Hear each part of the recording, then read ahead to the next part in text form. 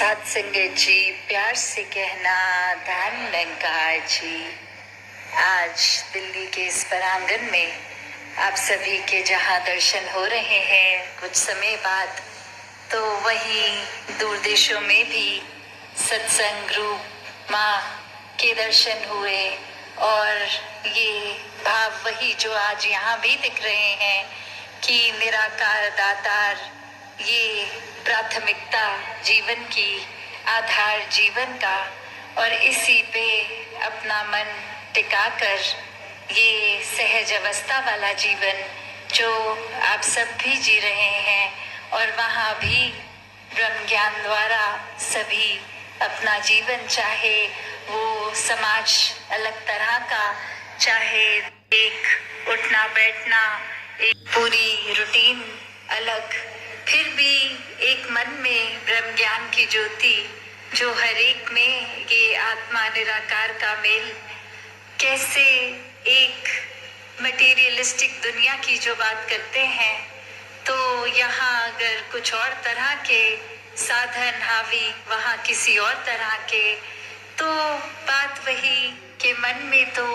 ये निराकार, ये दातार, ये परमात्मा जिनके है, तो कोई भी चीज ये दुनिया की हो, मन परमात्मा में ही रहता है और किसी चीज में उलझता नहीं, खचित नहीं होता।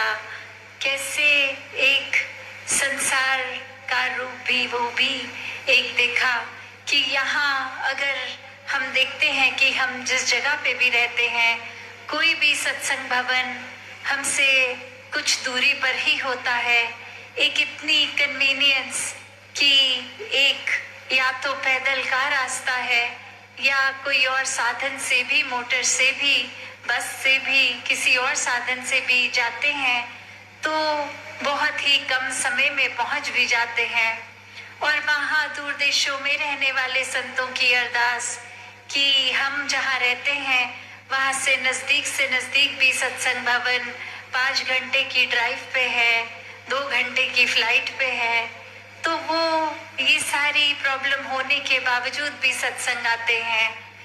और यहाँ हम किस तरह अक्सर अपने आलस में एक सत्संग को हल्के में ले जाते हैं कि सुबह की सत्संग नहीं हो सकती तो शाम को चले जाएंगे, शाम की भी नहीं जा सकते तो संडे को चले जाएंगे।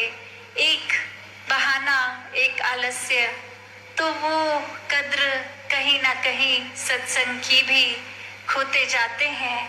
और एक मन फिर माया में ही उलझता है, क्योंकि अक्सर सत्संग अगर नहीं आते तो बहुत ही कम समय होता है जो वो कोई बहुत ही जेन्युइन कारण है कि निकल नहीं सकते उस जगह से, सत्संग नहीं कर सकते।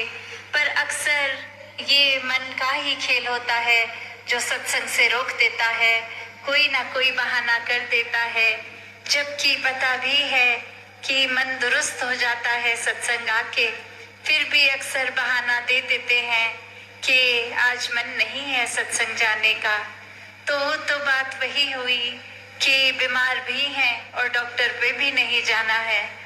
तो कैसे एक सेवा, सुमिरन, सत्संग के जो भाव हर कोई बार बार सत्संग से श्रवण करता है कि मन में निराकार को एक पक्की तरह बिठाना है, तो सेवा सिमरन सत्संग का रास्ता चुनना होगा। संतों के संग से, संतों की वाणी से, संतों की बातों पर अपने आप को आधारित करना होगा। एक सेवा भी जो अभी, चाहे वो समागम सेवा के शुरुआत के रूप में है या बाकी का साल किसी और तरह से, तो भाव सेवा के भी वही कि एक अपनी उपस्थिति भी रखें, वो शारीरिक भी, पर मन से जरूरी है वो ज्यादा, कि एक मन अगर सेवा में लगा है तो ही शरीर की भी वो हरकत मुबारक है। तो कैसे एक तन दुरुस्त, मन दुरुस्त, एक ही निराकार का जुड़ाव सेवा सत्संग सिमरन के प्रति एक जिज्ञासा के भाव अगर आता है, तो कैसे ये जिज्ञासा मुबारक, ये ब्रह्म ज्ञान लेके, ये एकत्व मुबारक पर अब वो एकत्व कायम भी रखना है। वो सिर्फ बात इस तरह की ना हो जाए कि अब ज्ञान ले लिया है तो अब तो हम चाहे कुछ भी करें, एक ये पार उतारा तो तय है। नहीं, ज्ञान तो सिर्फ शुरुआत है। अपने जीवन को जितना ज्ञान पे टिकाएंगे उतना ही ये मुक्ति के हकदार होंगे। ये सिर्फ बात की ज्ञान ले लिया और मुक्ति होगी, वो एक कॉन्फर्मेशन की बात नहीं है। तो इस ज्ञान पे जीना बहुत जरूरी है।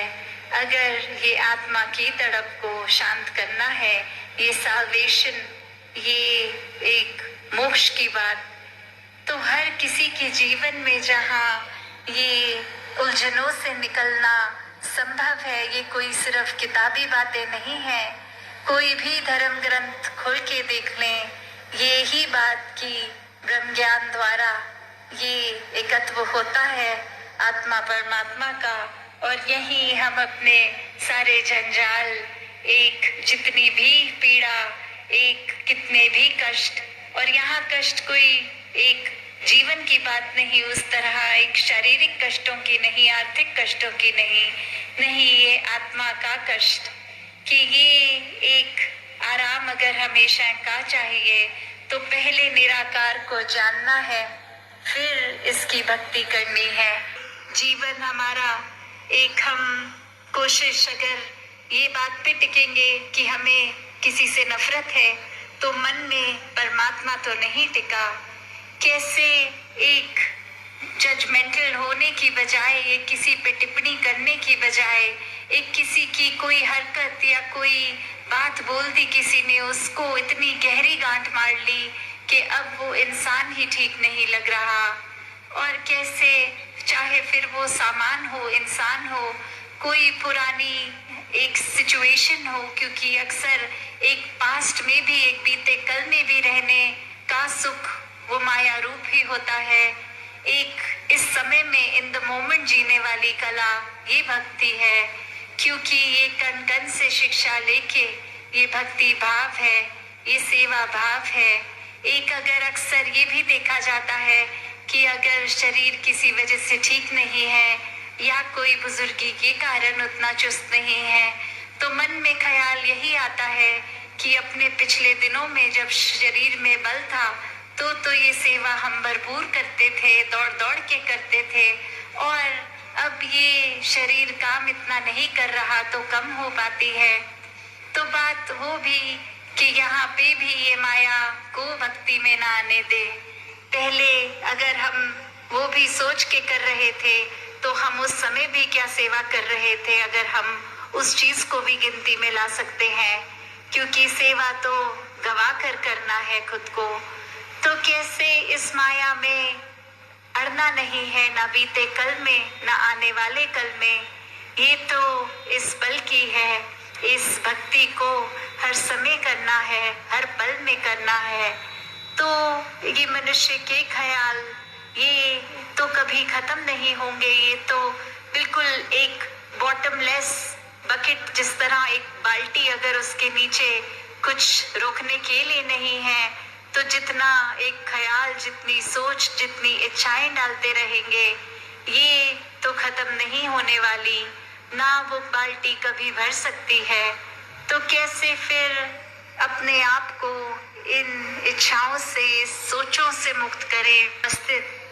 और वो भी बात हमेशा जो दासी को महसूस होती है जब इतनी दूर से सत्संग आते हैं और वो मौसम भी अगर एक कंफर्टेबल नहीं होता, फिर भी सत्संग इतने आराम से करने के ये संत इच्छुक इसीलिए क्योंकि ये मन की ठंडक, ये निराकार साथ है। और इसी के कारण एक मन भी टिक जाता है, तन भी टिक जाता है।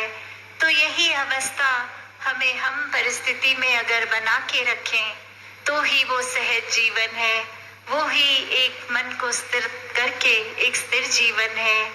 फिर वो कोई भी सामान, वस्तु, कोई और चीज अगर हमारे पास है या नहीं है उससे मन जुड़ता नहीं है।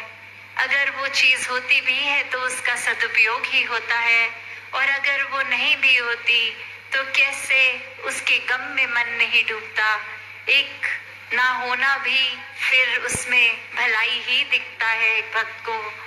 तो दासी की नजर घड़ी पे और समय ना लेकर इन्हीं शब्दों से आपसे आज्ञा लेगी। सत्संगत जी, धन्यवाद जी।